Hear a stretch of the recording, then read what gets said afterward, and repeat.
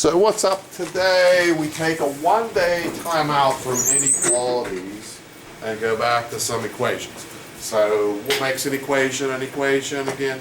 Equal signs. So we're back to equal signs, whole board full of equal signs, not one less or greater to be seen.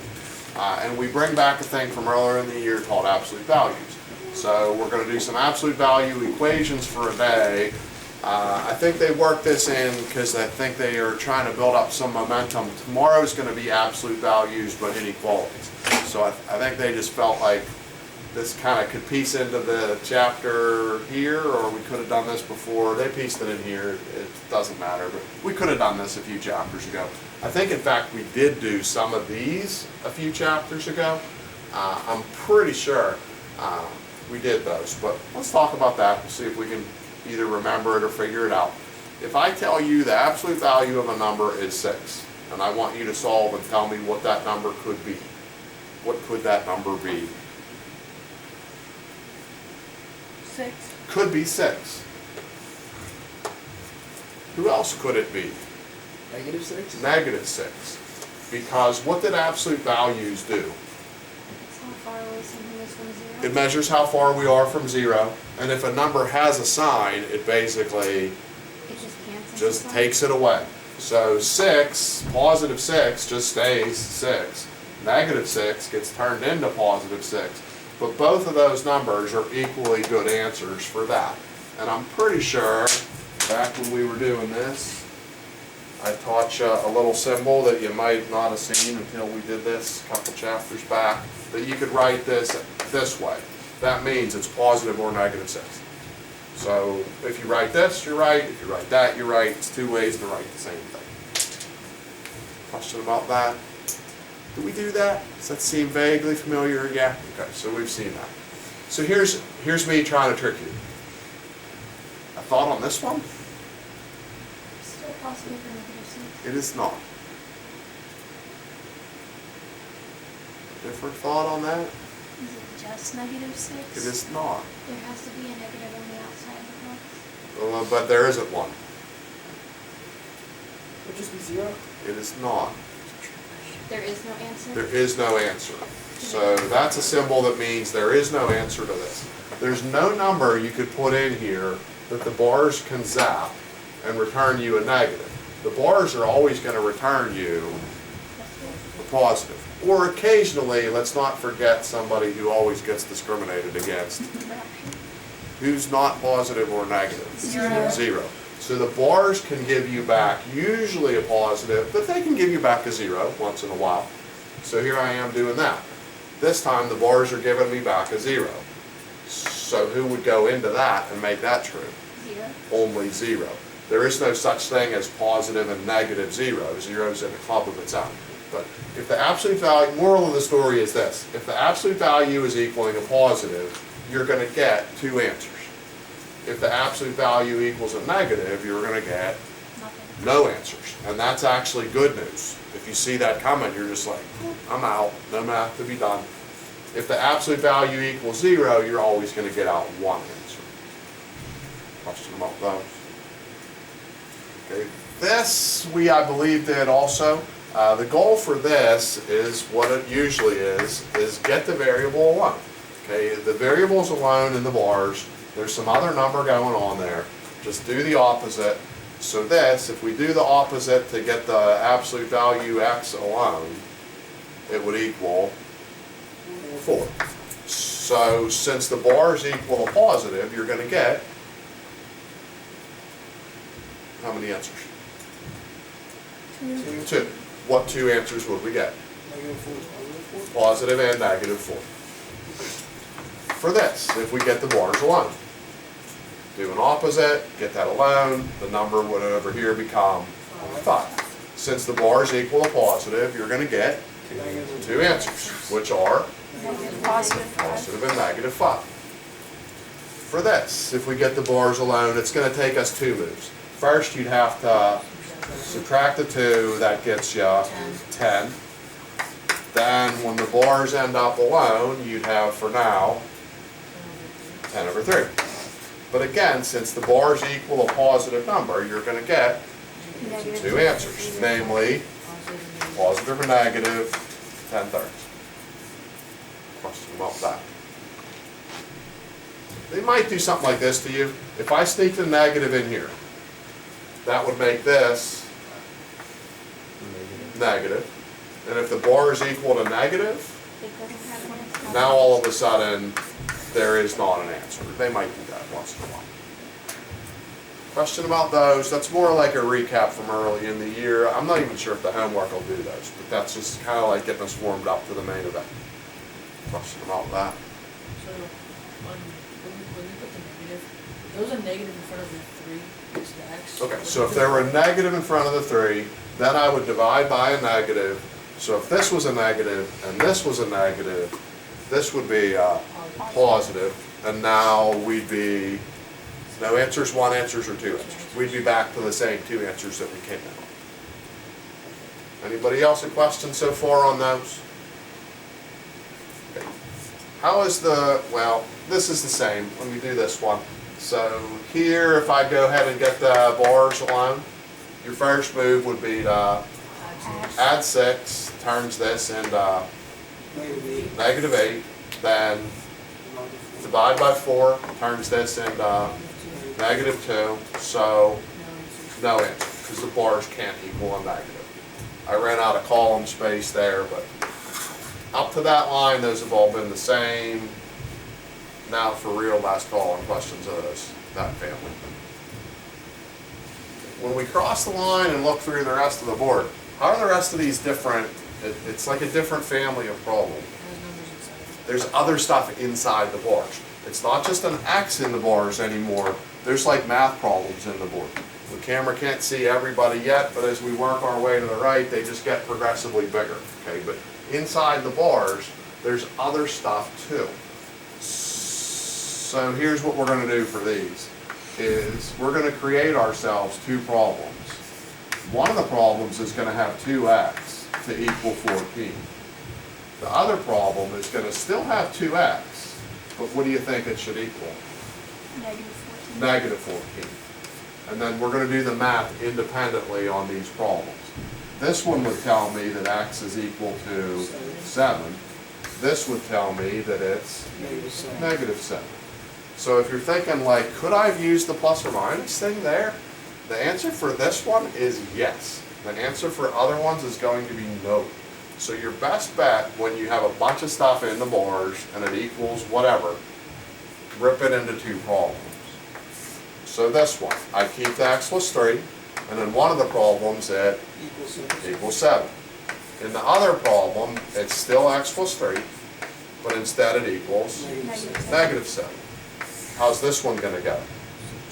Subtract 3, get 4. This one, subtract 3, get -10. So can we express that this time with that plus minus thing? No. Okay, so if it's just the x in the bars, go ahead plus minus all the time. But when there's a bunch of junk in the bars, that plus minus thing will almost never happen. So here, I tear this into pieces. What would one of the pieces be? X minus 5 equals 7. The other piece is X minus 5 equals x minus 5 equals -7. And then do your opposites. The opposite move to do is to add 5. So this one is 12. This one is -2. Question about those. Okay, it is an equation after all, and so there's something that I should, as your math teacher, encourage you to do that'll serve you better on the test when you're doing all the writing than it does on the board when I'm doing all the writing. What am I talking about? Check. How do you check any equation ever, no matter what year of school you're in? You plug it in. So if you do 12 minus 5, that's 7, and that's what we wanted. If we put in -2 minus 5, for a moment that's -7. How is that still right? Because the bars would change that and drop its sign, and -7 drops into +7. So if you plug these in, they all would have worked, but checking is a good idea. Question through the columns that right now are on camera. Then we get a little bit of a turn to get to these other 2 groups. Thank you. So this create two problems. X over 3 equals 10. Also, x over 3 equals negative 10. First, the opposite to do is then to multiply. That makes this 30. That makes this negative 30. Okay, the plus or minus is going to stay in play. The plus minus kind of double matching answers. It's only going to work out for you if it's dividing with like a single step solve, or the one a minute ago was a multiply with a single step, single opposite to do. But most of the time, you don't get those like matched pair numbers like that. This, we'd say that 2x plus 3 equals 11, as well as, agreed. You could solve them one at a time or both at the same time, it doesn't matter. Either one you're attacking, your first opposite is 2, subtract 3. So in this one, 2x would equal 8, while in this one, 2x would equal negative 14. So this one you get 4, while this one you get negative 7. Question about that? So what's our deal with this one then? Agreed? Agreed? Go ahead and just cut me all the way to the finish line. Just do both of the opposites in your head, this then that. What do you think? Agree with 11 over 3. Somebody else do that one. Negative 19. Over 3. Agreed. Question about that. Anybody have a perception about this one?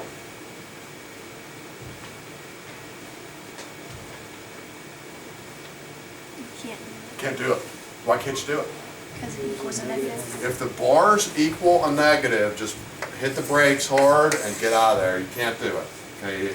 No matter what's in here, if it's equaling a negative, if the bars equal a negative, get out. You can't do it. Something about that. What you hope for is that they all do that in homework, because then you can do 20 problems in 20 seconds. Just can't, on you go. What do you think about this one?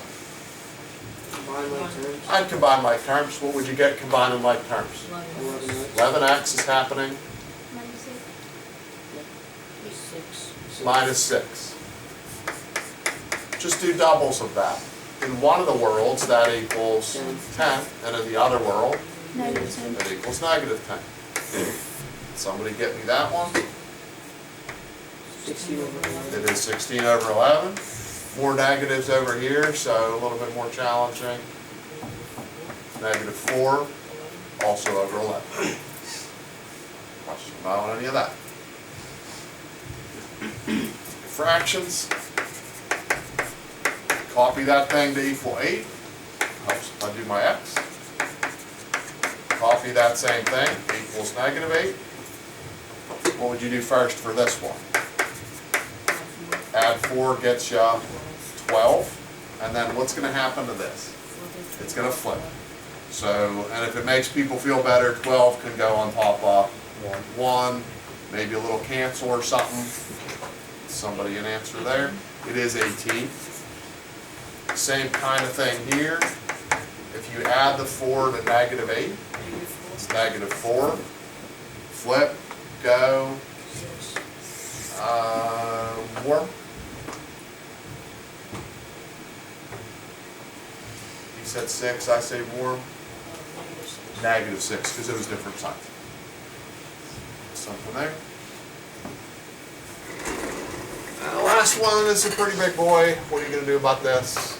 Distribute. Distribute gets you 15x. 15x 18. minus 18 Minus 12x. minus 12x Plus 8. plus 8. I'm not going to write that twice because I can do better than that. What can I do better than that?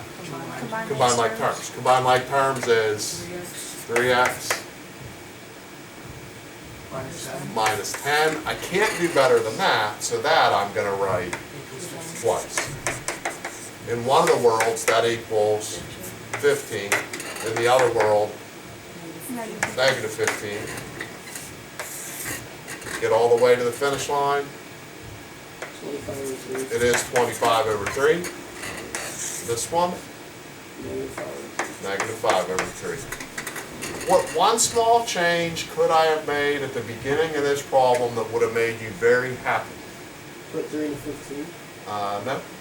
Go negative on the 15. If the 15 were negative, everybody should gotten real happy at the beginning because you just say, I can't do it, you move on. You wouldn't have had to distribute anything, you wouldn't have to combine any like terms. If you see any of these crazy super big problems, but they equal a negative, get real excited because anything that it's equaling a negative, just get out of there. I could have done that there, right? What's Have that? I done 3 into 15? No, because the 4 messes you up. So if, let's say this is a 6, then you could have divided the 3 and the 6 and the 15 all by 3. So you could have dropped this 3 if you divided there and divided there. If this weren't here, then yes. Okay, so 3 and the 15, yes. But the other, if you're going to do one part, you've got to do everybody, and the 4 like jam that up. It's a good idea. Almost worked. Question about any of that business?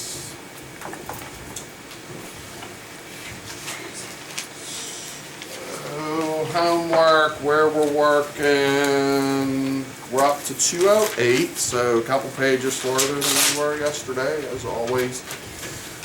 208, we're going to work to 24, and then throw in 26, 39, 40. So 208, 1 to 24, 26, 39, 40. They, toward the middle, they slip in a couple that just had an X in the bars. I wasn't sure if those made this homework or not, but in the teens, 16, 17, 18, there's a handful that just the X is in the bars. The vast, vast majority of these are the ones that you're going to have to turn one problem into a double problem. Copy what's in the bars, doubles, equal a positive on one side, equal a negative on the other side. There's one where it equals 0, so let's do a quick conversation about that. If I went back to redo this problem, and let's say it equaled 0, how would that have changed our strategy? How many answers are there when it equals 0? Just one. So would I have to write the double problems? No.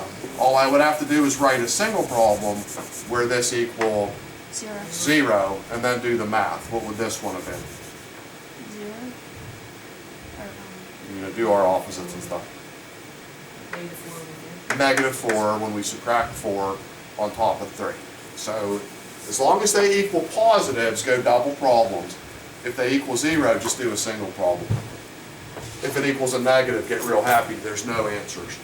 There are, looks like 2, 3-ish on a quick skim. Looks like there's 3-ish that have no answers. I see one of them that equals 0, so there's probably one of them that has a single answer. The majority of these have the double answer. Anything about 208 that concerns anybody on a quick skim of that page if you're doing that? Okay. Hit the stop.